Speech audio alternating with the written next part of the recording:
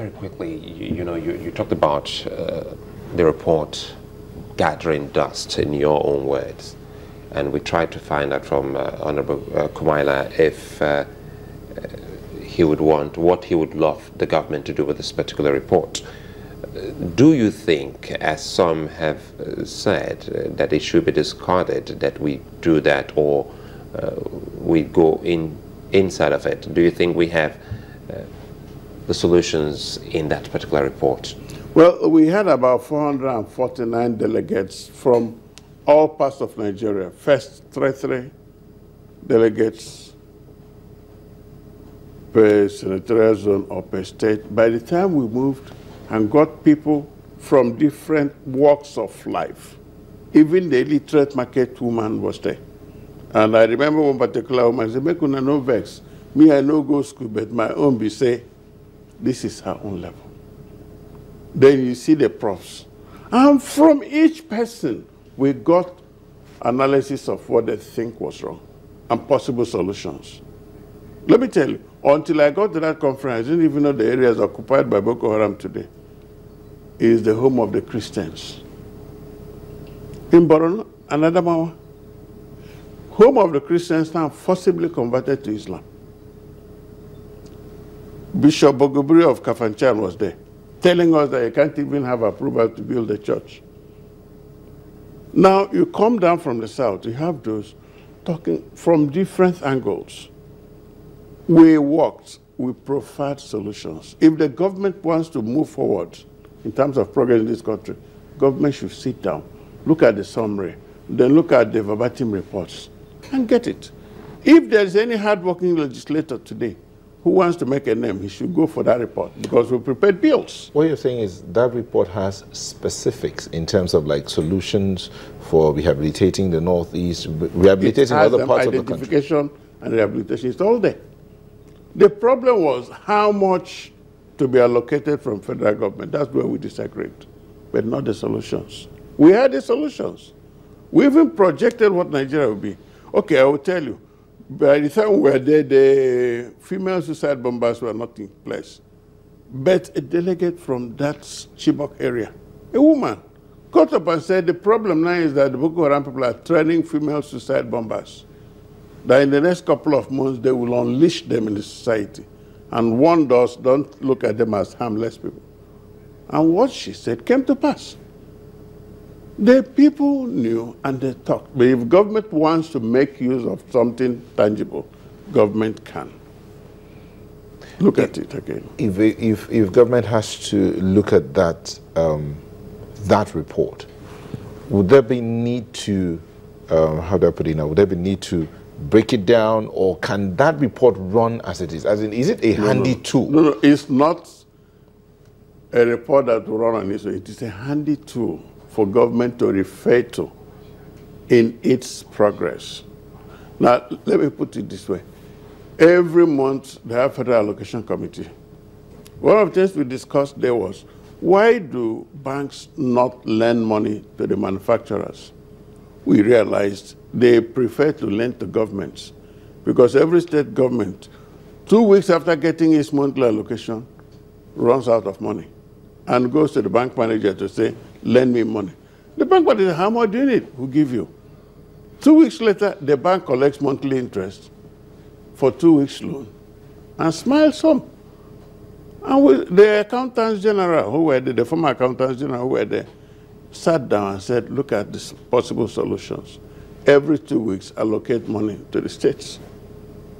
Then the banks can face their real business of lending to manufacturers. Is this not the first time we have seen committees' reports and recommendations not looked into in the country?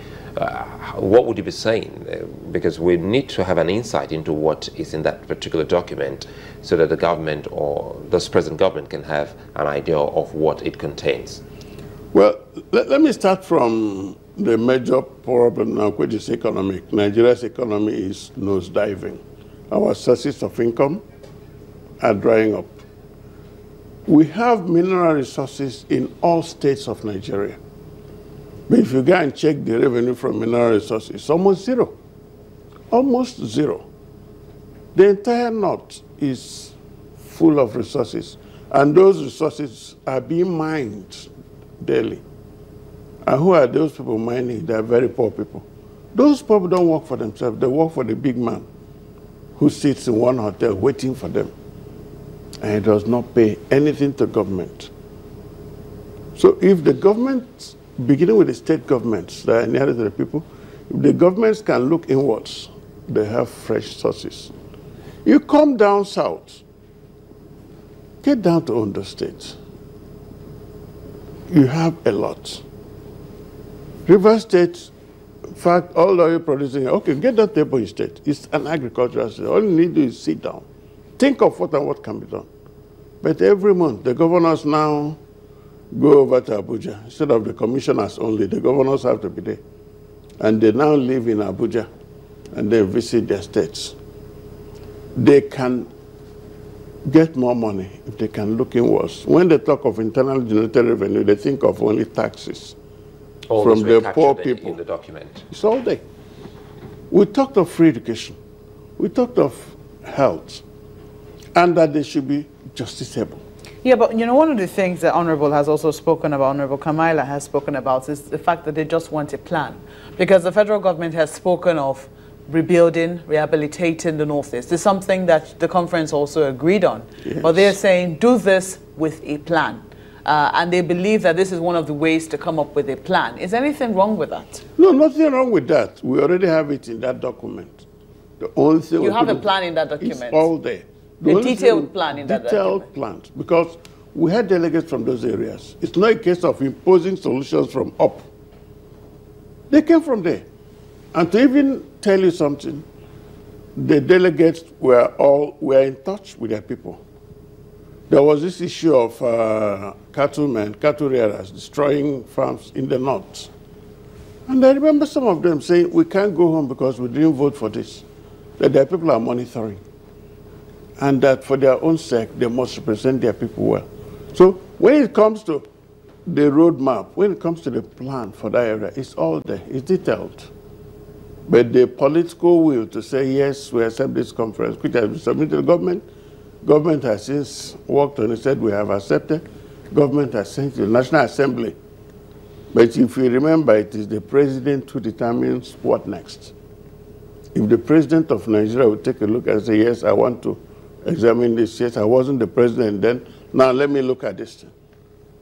We don't have taken the first step forward. But if you want to summon a national conference, national summit, national parley, for the benefit of a region, it doesn't make sense. Considering the amount of taxpayers' money. Of course, it's the money that is coming from everybody. I want to use it for only thinking of what to do about this. So if we are looking at the contents of that conference, we talked of even some states who consider themselves no longer viable, collapsing into one. You did? We did. Even though you also came up with the proposal of making more states. I moved it. Yes. And it was accepted. But also that those that think that they are not viable can collapse into one. The Southwest wanted a regional... How do you think that will play out? Well, it's difficult, but we said it's voluntary. The Southwest wanted a regional autonomy, which was called going back to Egypt. In other words, why should we go back to Ibadan when we're already in Oshobo or when we're already in Adekiti? And we said, fine, we have to make it voluntary. If you're a state, you cannot pay your teachers, you cannot pay anybody, you want them to go and bring tax clearance before you allow their children to go to school, what are you a government for?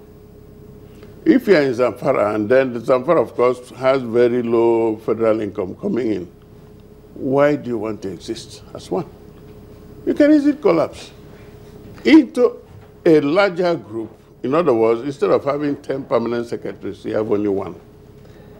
Uwazurike, Chief Uwazurike, a lawyer, I would like to thank you so much. I'm quite sure this last comment from you will be another talking point as we continue our look on the conference of 2014. Thank you for coming on Sunrise Daily. Thank you very much. This is where we say many thanks. It's, well, we're looking for states that will voluntarily say we can't, we just want to collapse with X, Y, and Z, if that is feasible, they say that suggestion is also in the conference.